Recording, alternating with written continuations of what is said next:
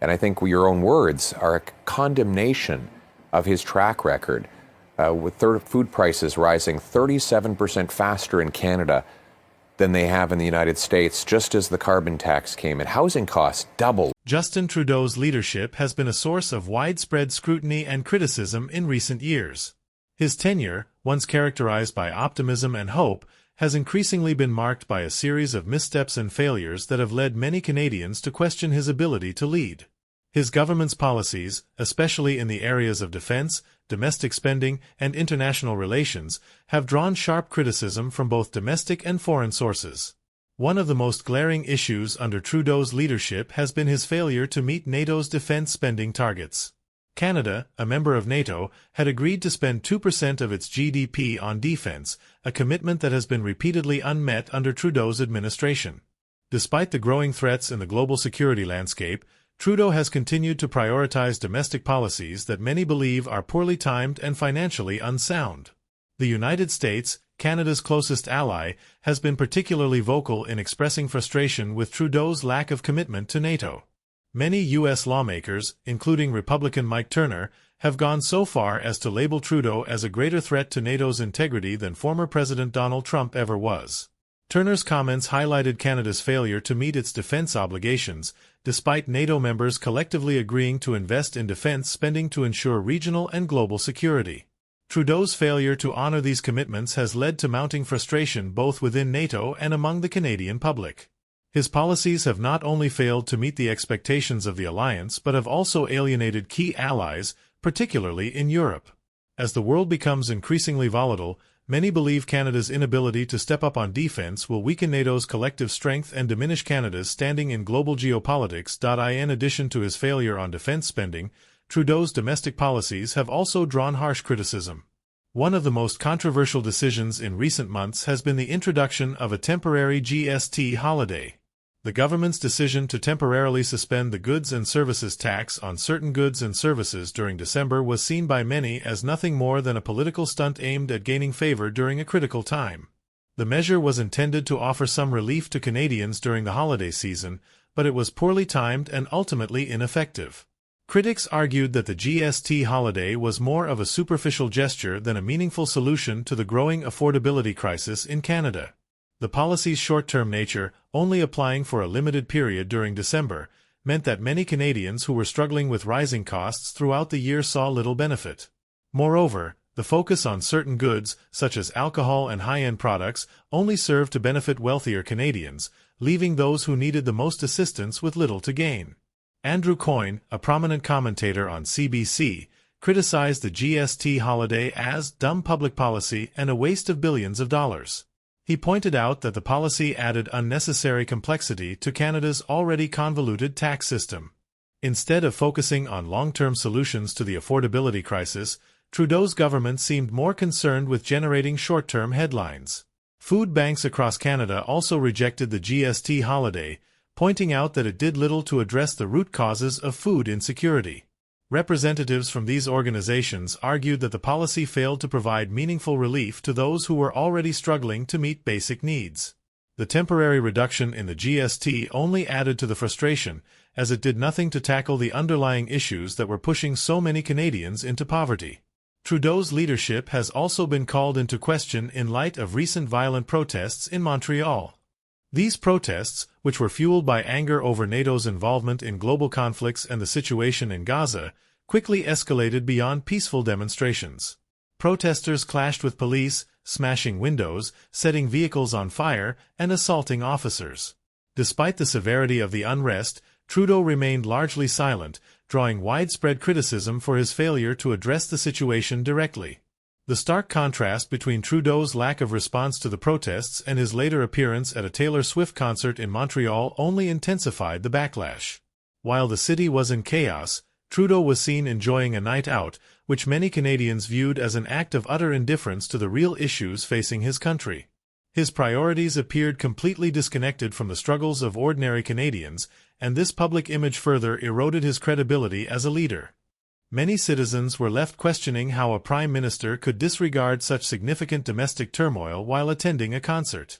The fact that Trudeau appeared more concerned with photo opportunities and personal appearances than with addressing the rising violence and unrest in his own country only reinforced the perception that he was out of touch with the needs of Canadians.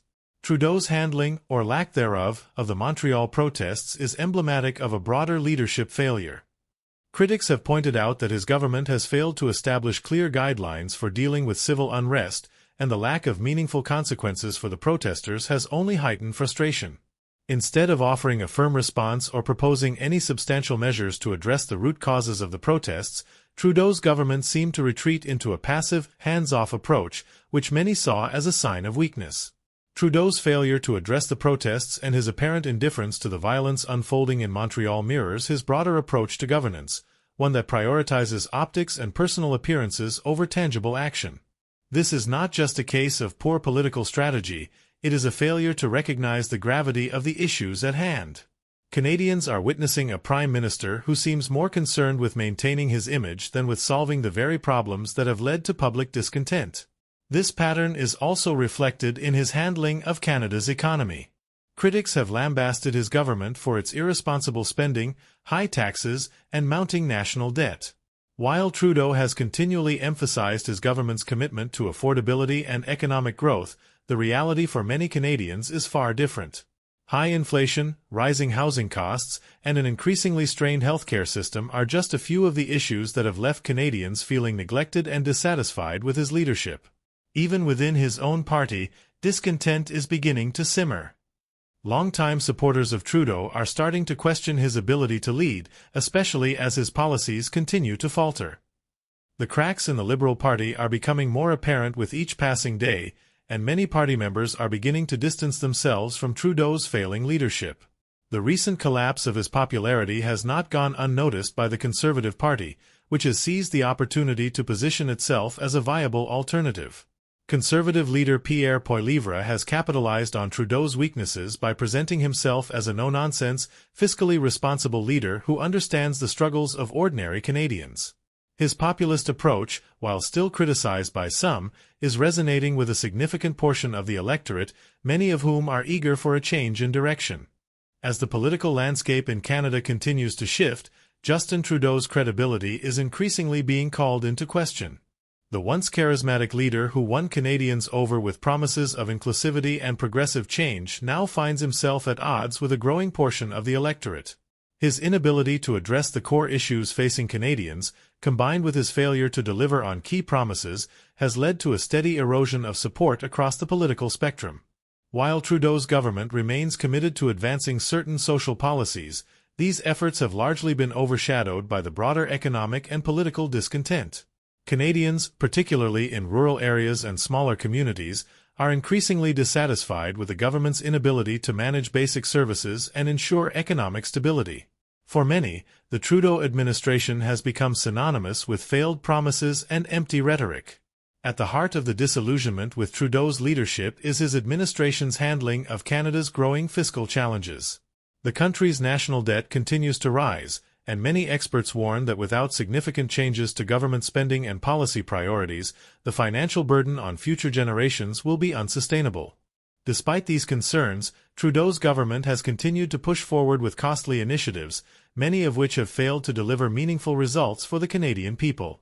For instance, the government's ongoing investments in green energy and climate change initiatives, while well-intentioned, have been met with skepticism by those who argue that these policies are too costly and do not provide tangible benefits to the average Canadian. Critics argue that the focus on environmental issues has come at the expense of more pressing concerns such as housing affordability, health care, and job creation. As these issues persist, the government's credibility continues to decline, with many Canadians questioning whether Trudeau is truly equipped to lead the country in such turbulent times. In contrast to Trudeau's increasingly divisive leadership, the Conservative Party, under Pierre Poilievre, has made significant gains by appealing to Canadians who feel left behind by the Liberal agenda. Poilievre's focus on fiscal responsibility, economic growth, and national security has resonated with a broad cross-section of the electorate, particularly those who feel that Trudeau's government has neglected their needs in favor of progressive social policies that benefit only a select few. This shift in public opinion has prompted a shift in the media landscape as well. Longtime allies of Trudeau in the Canadian media have begun to criticize his leadership, with even outlets like CBC, traditionally seen as sympathetic to the Liberal government, acknowledging the growing dissatisfaction with his policies. This newfound scrutiny from the media is a stark contrast to the favorable coverage Trudeau once enjoyed, and it reflects the broader disillusionment that is now taking root across the country. For many Canadians, the question is no longer whether Trudeau can weather the political storm, but rather how much longer he can hold on to power before his failures catch up with him. With support from key political allies fading and public trust at an all-time low, the future of Trudeau's leadership remains uncertain. As the Conservative Party continues to rise in popularity, it is clear that many Canadians are ready for a change and looking for a leader who can bring stability and direction to a country in crisis.